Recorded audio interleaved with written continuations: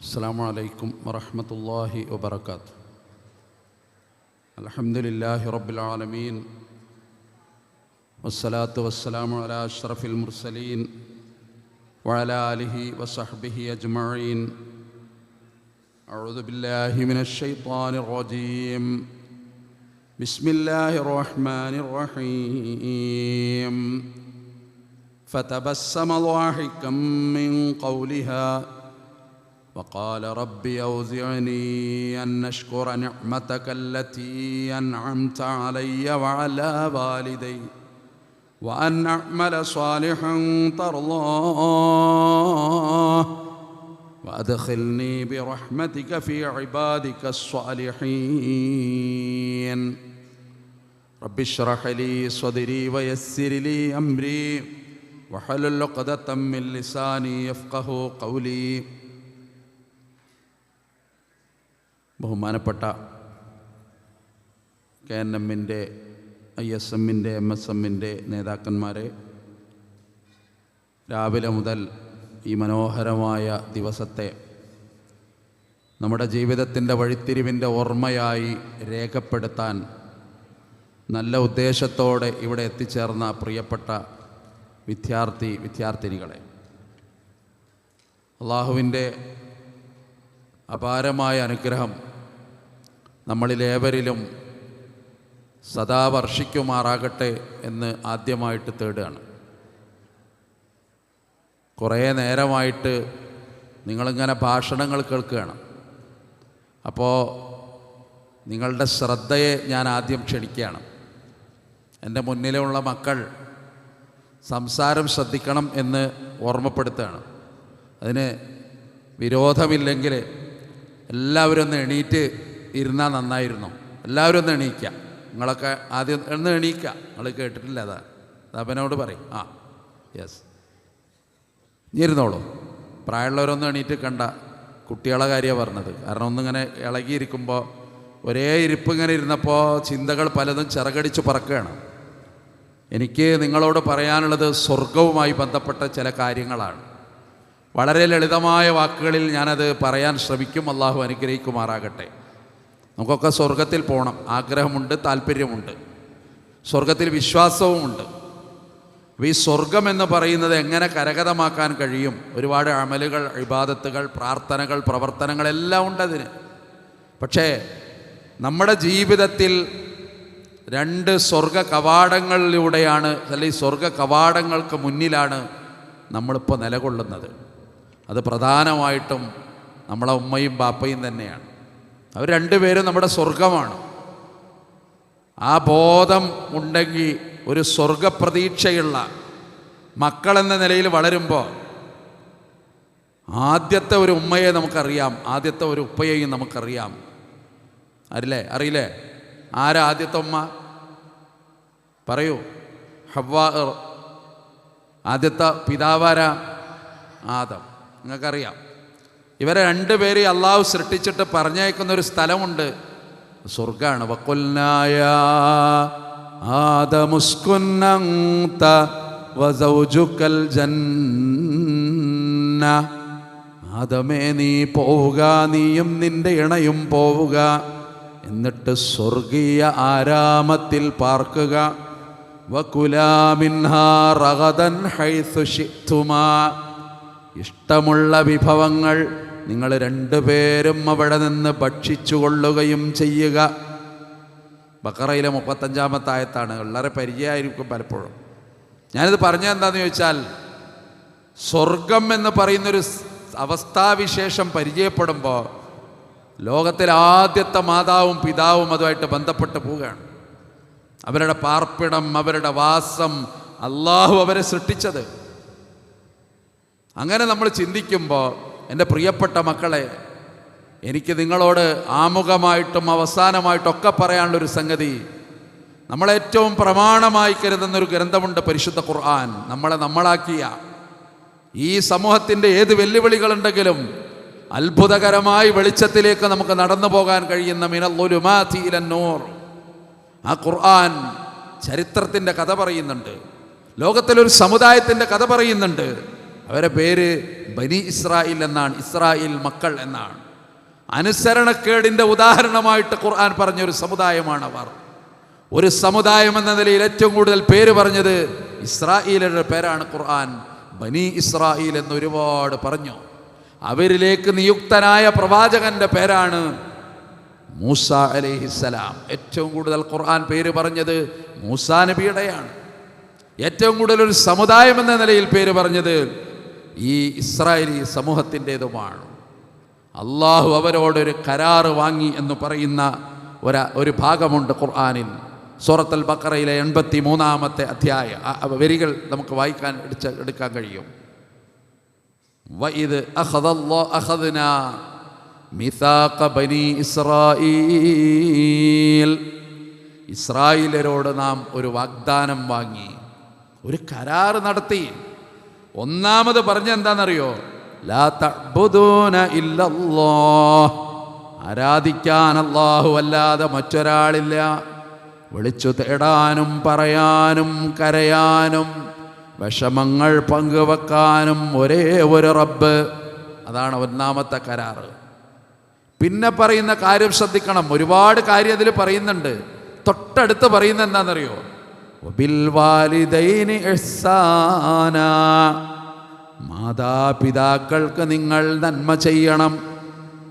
അത് കഴിഞ്ഞിട്ടാ പറയുന്നത് വദിൽ ഖുർബ, കുടുംബക്കാരോടും വൽ യതാമ, അനാഥകളോടും വൽ മസാക്കീൻ, പാവപ്പെട്ടവരോടും വഖൂലൂ ലിന്നാസി ഹുസ്നാ, ജനങ്ങളോട് നിങ്ങൾ നല്ല വാക്ക് പറഞ്ഞുകൊള്ളുക. എന്നിട്ടാണ് പറയുന്നത് വഅഖീമുസ്സലാ, നിങ്ങൾ നിസ്കാരം നിലനിർത്തണം. കണ്ടാ, നമ്മൾ ചെയ്യുന്ന പ്രവർത്തനങ്ങളിൽ ഒന്നാം സ്ഥാനമുള്ള അഫ്ളലുൽ ഇബാദത്തിൽ ബദനിയ്യത്തി കുല്ലിഹ അസ്വലാത്ത് എന്നാണ്. ആ നമസ്കാരത്തെ അത് പറയുന്നതിന് ഒരുപാട് മുമ്പ് വബിൽ വാലിദൈനി ഇഹ്സാന വഅഖീമുസ്സലാത്ത വആതുസ് സക്കാ, നിങ്ങൾ സക്കാത്ത് കൊടുത്തു വീട്ടണം. സുമ്മ തവല്ലൈതും, ഇതൊക്കെ പറഞ്ഞിട്ടും നിങ്ങൾ തിരിഞ്ഞു പോവുകയാണോ? ഇല്ലാ ഖലീലം മിൻകും, നിങ്ങളിൽ വളരെ കുറച്ചാളുകൾ ഒഴികെ. വാഗ്ദാനം ലംഘിച്ചു നിങ്ങൾ മഹാഭൂരിഭാഗവും. വഅൻതും മുഅ്രിളൂൻ, നിങ്ങൾ തിരിഞ്ഞു കളയുന്നവരായി, നിങ്ങൾ വഴിമാറിപ്പോകുന്നവരായി, നിങ്ങൾ നേരിൻ്റെ പാതയോരത്ത് നിന്ന് ഛിന്ന ഭിന്നമായി നിങ്ങളെങ്ങോ പോയി മറയുകയാണ്. ഖുർആൻ പറയാ, നിങ്ങളങ്ങനെ ആകരുത് എന്നാണ് നമ്മളോട് പറയുന്നത്. അള്ളാനെ പ്രാർത്ഥിക്കണം, അള്ളാനോട് കാര്യങ്ങൾ പറയണമെന്ന് പറഞ്ഞിട്ട് തൊട്ടടുത്ത് പറയാ വബിൽ വാലിദൈനി ഇഹ്സാന, മാതാപിതാക്കളോട് നന്മ. നിങ്ങൾ ആലോചിച്ച് നോക്കൂ, പരിശുദ്ധ ഖുർആനാണ് നമ്മളോട് പറയും. നമ്മുടെ എല്ലാമായ മാതാവ്, എല്ലാമായ പിതാവ്, നമുക്ക് വേണ്ടി സ്വപ്നം കണ്ടവർ, നമ്മളെ സ്നേഹിച്ചവർ, നമ്മളെ ലാളിച്ചവർ. അതുകൊണ്ടാ ഇസ്രാ സൂറത്ത് 23-ാമത്തെ വരി വഖളാ റബ്ബുക അല്ലാ തഅ്ബുദൂ ഇല്ലാ ഇയ്യാഹ്. നേരത്തെ പറഞ്ഞത് വേറെ രൂപത്തിൽ പറയാ, ആശയമൊക്കെ അതന്നെ. അല്ലാഹനല്ലാതെ വേറെ ആരെയും നിങ്ങൾ ആരാധിക്കരുത് കേട്ടോ. പിന്നെ പറയാ വബിൽ വാലിദൈനി ഇഹ്സാന, മാതാപിതാക്കൾക്ക് നന്മ ചെയ്യണം. ഇമ്മാ യബ്ലുഗന്ന ഇൻദകൽ കിബർ അഹദുഹുമാ ഔ കിലാഹുമാ, അവർ വാർദ്ധക്യം ബാധിച്ചു, രണ്ടുപേരും അല്ലെങ്കിൽ ഒരാൾ. ഫലാ തഖുൽ ലഹുമാ ഉഫിൻ, അവർക്ക് അനിഷ്ടകരമായ ഒരു വാക്ക് നിങ്ങൾ പറയരുത്. നമ്മളെ പടച്ച അല്ലാഹ് പറയാ നമ്മളോട്. പൊട്ടിപ്പോകും മനുഷ്യൻ, പതറിപ്പോകും മനുഷ്യൻ, ചിതറിപ്പോകും മനുഷ്യൻ, നിയന്ത്രണങ്ങൾ വിട്ടുപോകും മനുഷ്യൻ. നിങ്ങളെ കൊണ്ട് ഞാൻ ശല്യായി എനിക്ക് എന്ന് ചിലപ്പോൾ പറഞ്ഞു പോകും. പറഞ്ഞു പോകരുതേ മക്കളെ. അല്ലാഹ് പറയാണ് വലാ തഖുൽ ലഹുമാ ഉഫിൻ വലാ തൻഹർഹുമാ, അവരോട് കയർത്ത് സംസാരിക്കരുത്. പിന്നെയോ വഖുൽ ലഹുമാ ഖൗലൻ കരീമാ, മാന്യമായി വർത്തമാനം പറയണം, നല്ല വർത്തമാനം മാത്രം അവരോട് പറയണം. വഖുൽ ലഹുമാ ഖൗലൻ കരീമാ വഖ്ഫിദ് ലഹുമാ ജനാഹദ്ദുല്ലി മിനർ റഹ്മ, കാരുണ്യത്തിൻ്റെ ചിറകുകൾ അവർക്ക് നീ താഴ്ത്തിക്കൊടുക്കണം. ഖുർആൻ്റെ സാഹിത്യമാണത്. കരുണയുടെ ചിറകുകൾ നീ അവർക്ക് താഴ്ത്തിക്കൊടുക്കുക. നീ ചിറക് വിരിച്ച് 7 ആകാശവും കീഴടക്കുന്ന ഒരു വിസ്മയ ജീവിയായിരിക്കാം. പക്ഷേ നിന്റെ കാരുണ്യത്തിൻ്റെ ചിറക് നിന്റെ മാതാപിതാക്കൾക്ക് നീ താഴ്ത്തിക്കൊടുക്കണം. പോരാ, വക്കുൽ, എന്തൊക്കെ ചെയ്താലും നിനക്ക് പകരം കൊടുക്കാനാവില്ല. അവരുടെ ത്യാഗത്തിന്, അവരുടെ വിഷമത്തിന്, പേറ്റുനോവനുഭവിച്ച ഉമ്മക്ക്, നിന്നെ വളർത്താൻ കഷ്ടപ്പെട്ട പിതാവിനോട് അതുകൊണ്ട് പകരം കൊടുത്തോ പൊന്നുമോനെ. റബ്ബിർഹംഹുമാ കമാ റബ്ബയാനീ സ്വഗീറാ. അല്ലാഹുവേ, എന്നോട് എൻ്റെ കുഞ്ഞുനാളിൽ കരുണ ചൊരിഞ്ഞ പോലെ എൻ്റെ മാതാപിതാക്കൾക്ക് നീ കരുണ ചൊരിയണമേ. മക്കളുടെ മാതാപിതാക്കൾക്കുള്ള ദുആയാണത്. അതുകൊണ്ടാണ് നേരത്തെ മരിച്ചുപോയ മക്കൾ സ്വർഗത്തിൽ കാത്തിരിക്കുമത്രേ തങ്ങളുടെ പിതാക്കളെ സ്വീകരിക്കാൻ, തങ്ങളുടെ മാതാവിൻ്റെ കൈപിടിച്ചു കൊണ്ടുപോകാൻ.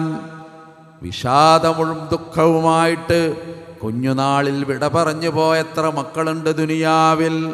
അള്ളാഹു പറയുന്ന ഒരു തെറ്റും ചെയ്യാത്ത മക്കൾ അവൻ്റെ പ്രവാചകൻ സല്ലല്ലാഹു അലൈഹി വസല്ലം പരിചയപ്പെടുത്തുന്നു. അവർ ഈ മാതാപിതാക്കളെ സ്വർഗത്തിലേക്ക് കൈപിടിച്ച് കൊണ്ടുപോകുന്ന മഹാ അത്ഭുതമാണ്. അതുകൊണ്ട് ചെയ്ത ത്യാഗങ്ങൾ എത്ര നിനക്ക.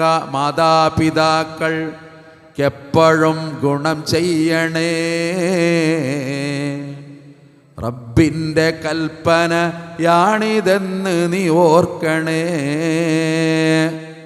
നിനക്കായവർ ക്ലേശങ്ങളെന്തു സഹിച്ചതാ,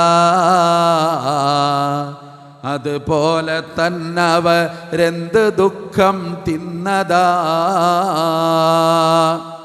എന്തെല്ലാം ദുഃഖം.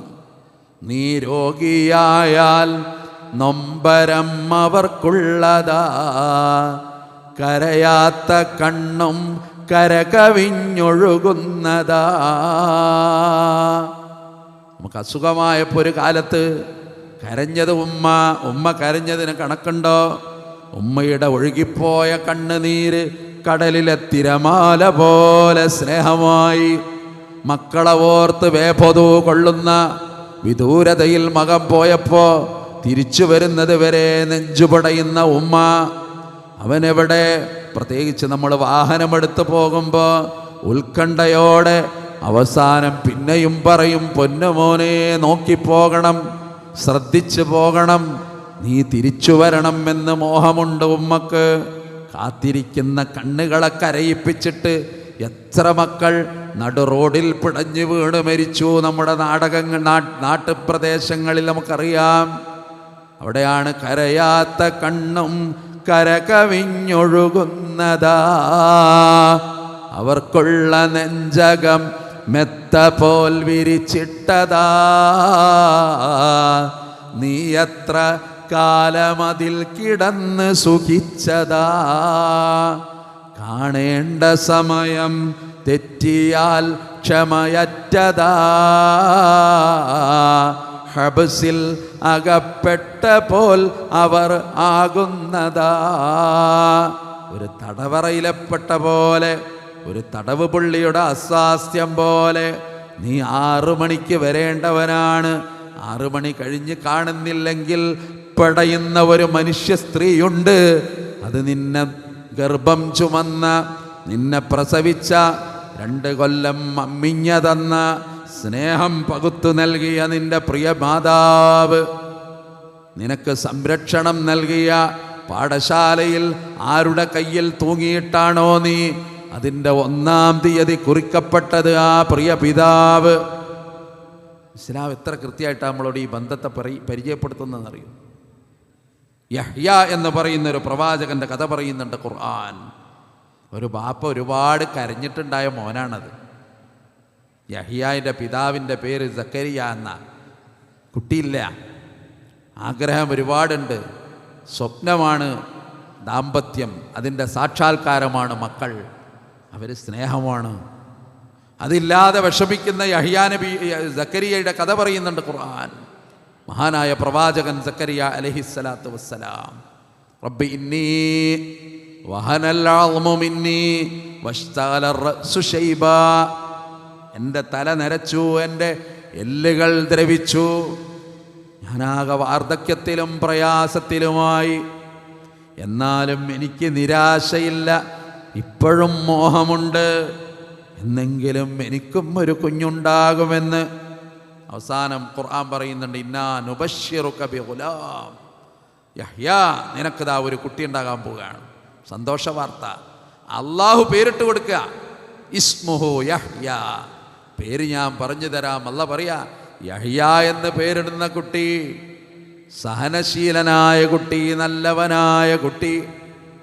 ആ യഹ്യാ നബിയെ ഉപദേശിച്ചിട്ട് ഖുർആൻ പറഞ്ഞൊരു വാക്കും അതാണ്, യാ യഹ്യാ ഖുദിൽ കിതാബ ബിഖുവ്വ, വളരെ ശക്തിയോടുകൂടി നീ ഈ ഗ്രന്ഥം മുറുകെ പിടിക്കുക, നീ കിതാബ് മുറുകെ പിടിക്കുക.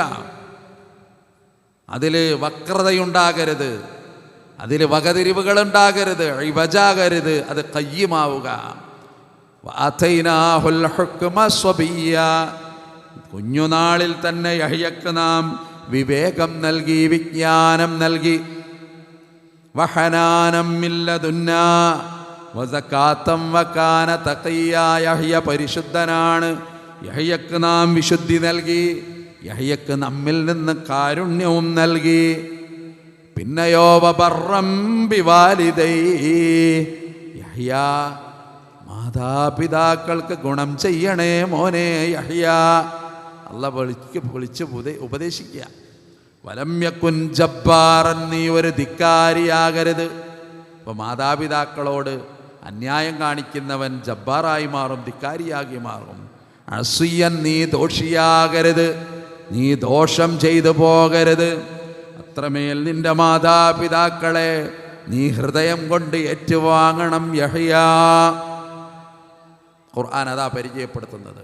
വവസ്സൈനൽ ഇൻസാൻ, മറിയം സൂറത്തിലെ ആയത്തുകളാണ് ഞാനിപ്പോൾ ഓതിയത്.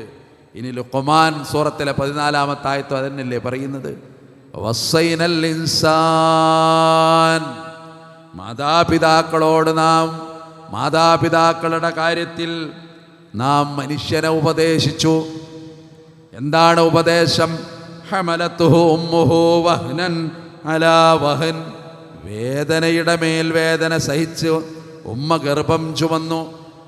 ആ കാലമൊന്നും അങ്ങനെ ആലോചിച്ചാൽ മതി. നടക്കാൻ പറ്റില്ല ഉമ്മക്ക്, ഇരിക്കാൻ പറ്റില്ല ഉമ്മക്കൊന്ന്, നേരെ കിടക്കാൻ പറ്റില്ല, നേരാമണ്ണൊന്ന് നടക്കാൻ പറ്റൂല. ഭക്ഷണങ്ങളുടെ രുചിഭേദങ്ങൾ പോലും തകർന്നു പോയ കാലമാണ്.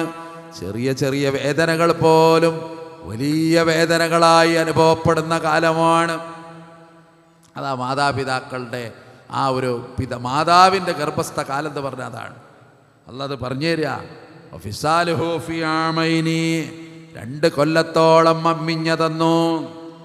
അതുകൊണ്ട് അനിഷ്കുർലി, എനിക്ക് നന്ദി ചെയ്യണം. അല്ലാഹ് പറയാ, തൊട്ടടുത്ത് പറയാ, വലി വാലിദൈക്ക്, മാതാപിതാക്കൾക്കും നന്ദി ചെയ്യുക.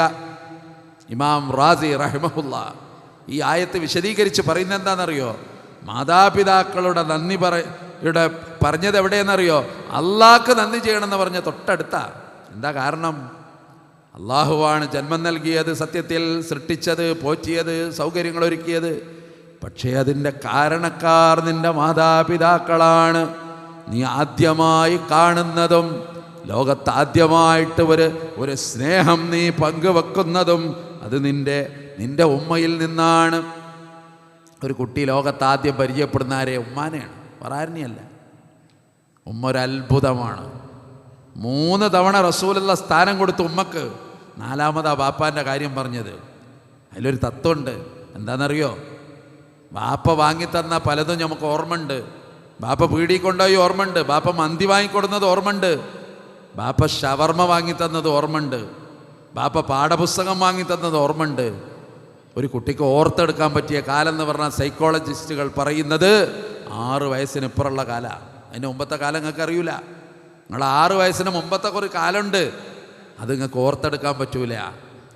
അത് അല്ലാഹ് പറഞ്ഞു തരികയാണ്. ആ കാലം എന്ന് പറഞ്ഞാൽ അതിന് നിങ്ങളുടെ ജനനത്തിനെയും 10 മാസം ഗർഭം ചുമന്ന ഉമ്മ, 2 കൊല്ലത്തോളം നിങ്ങൾക്ക് അമ്മിഞ്ഞ തന്ന ഉമ്മ, താരാട്ട് പാടിത്തന്ന ഉമ്മ, ത്യാഗം ചെയ്ത ഉമ്മ, വിസർജ്യം കയ്യിലെടുത്ത ഉമ്മ.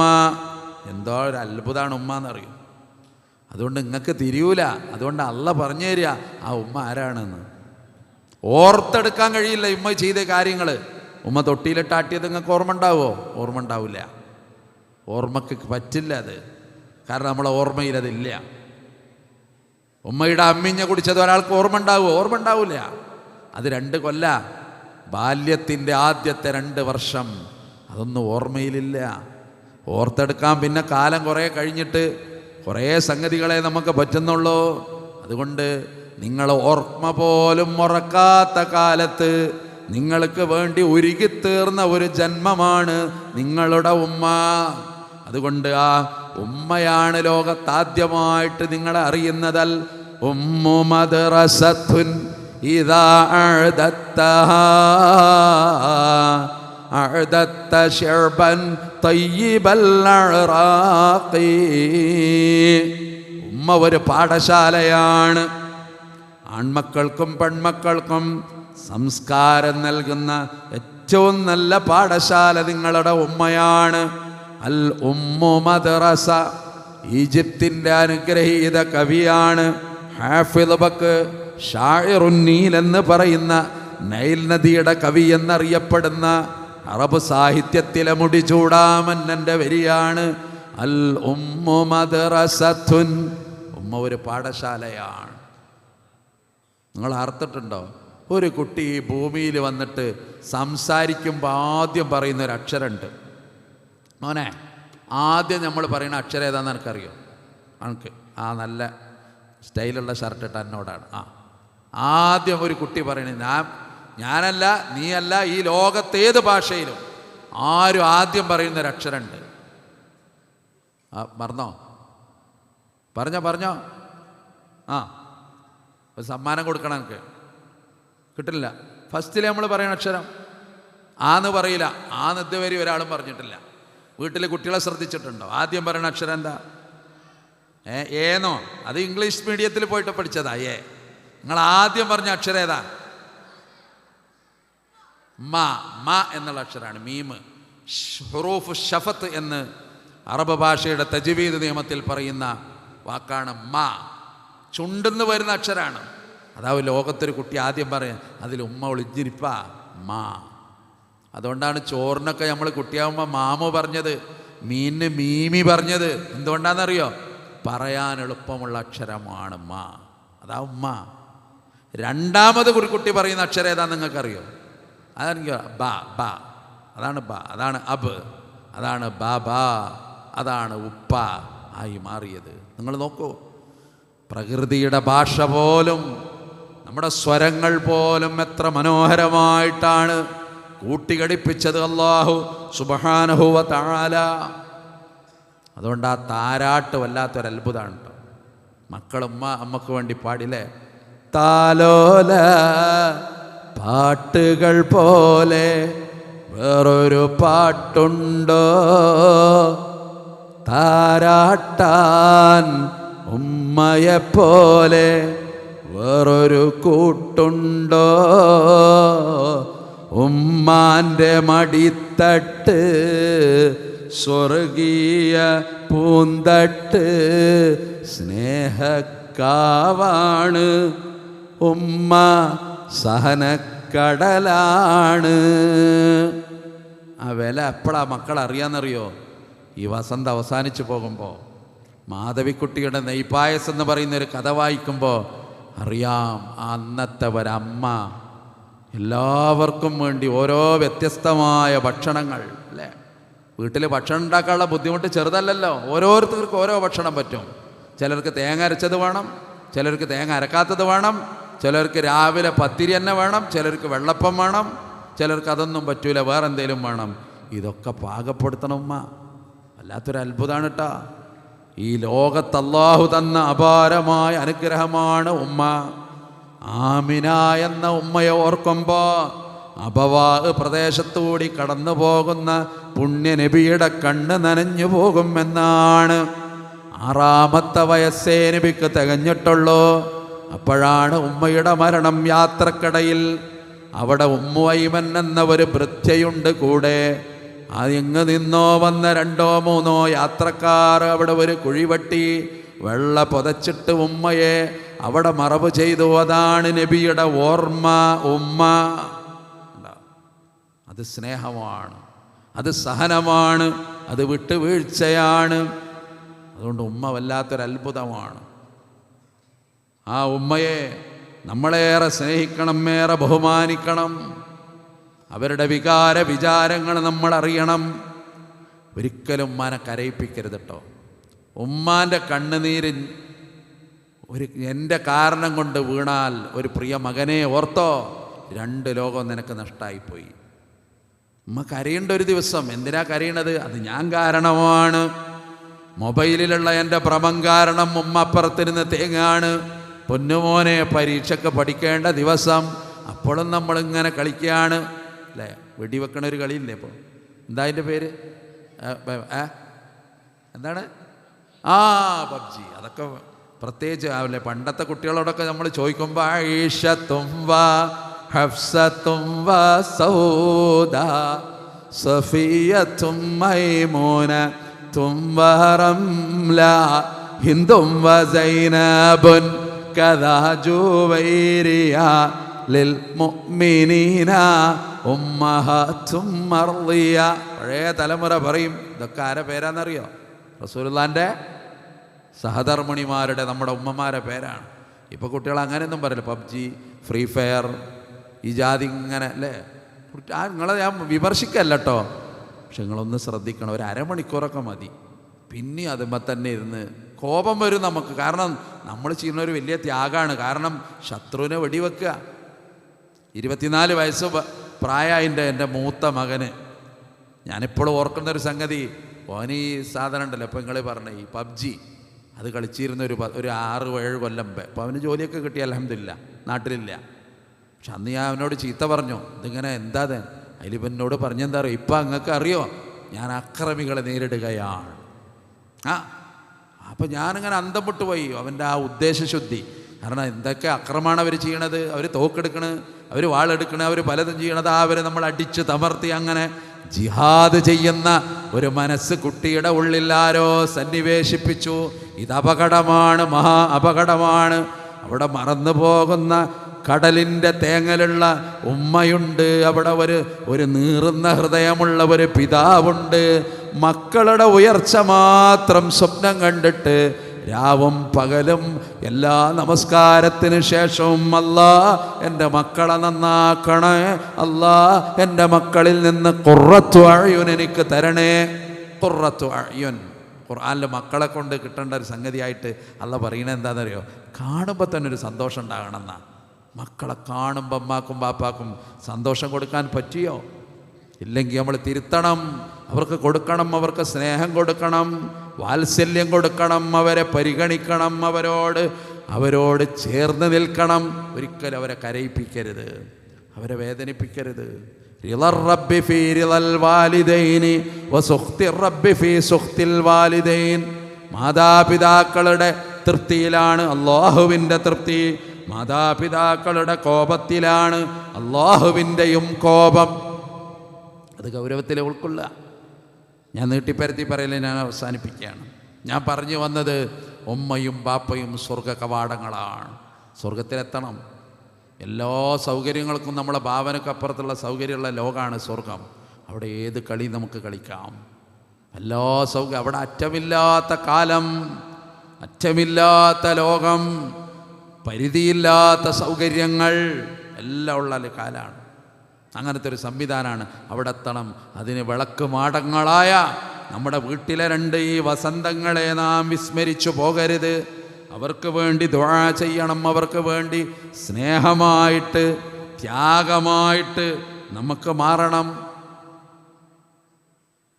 മാതൃഭാഷ എന്ന് പറയുന്നത് പോലെ ഉമ്മയുടെ ഭാഷയാണ്. നമ്മളൊക്കെ മലയാളം പറയുമ്പോൾ മാതൃഭാഷ എന്ന് പറയും, അതിന് ഉമ്മയുടെ ഭാഷ എന്നാണ്. ഉമ്മ പറഞ്ഞ ഭാഷ എത്ര മനോഹരായിരിക്കും അത്. ആ ഉമ്മയുടെ തണലും ഉമ്മയുടെ തലോടലും. ലോകാവസാനത്തെപ്പറ്റി പറഞ്ഞപ്പോൾ പറഞ്ഞൊരു വാക്കുണ്ട് പ്രവാചകൻ സല്ലല്ലാഹു അലൈഹി വസല്ലം, അൻ തലിദൽ അമതു റബ്ബതഹ. അന്നത്തെ കാലം അടിമ സ്ത്രീകൾ അവരുടെ യജമാനനെ പ്രസവിക്കുന്ന കാലമാണ് അല്ലേ? വെറുതെ ഒന്ന് ആലോചിച്ച് നോക്കൂ. മക്കൾക്ക് വേണ്ടി എത്ര ഒരുക്കിത്തീരുന്ന അമ്മമാർ.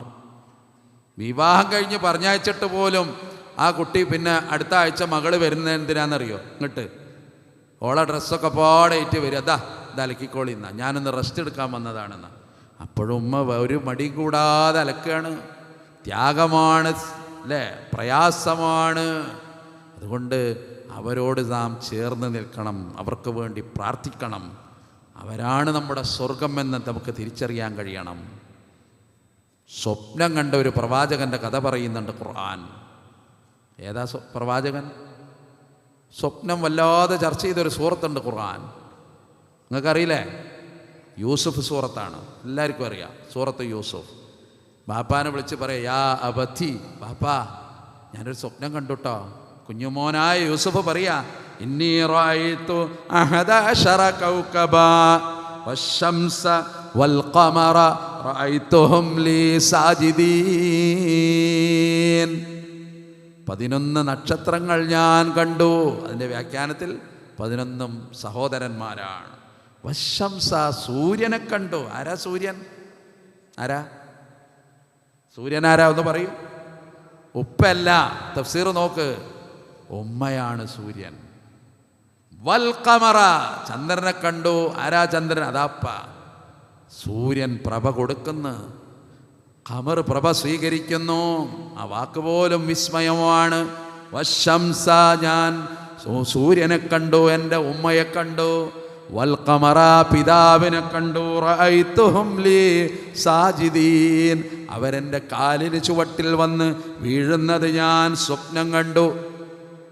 അവിടെ ഖുർആൻ്റെ ആ പ്രയോഗം അത്ഭുതമാണ് കേട്ടോ.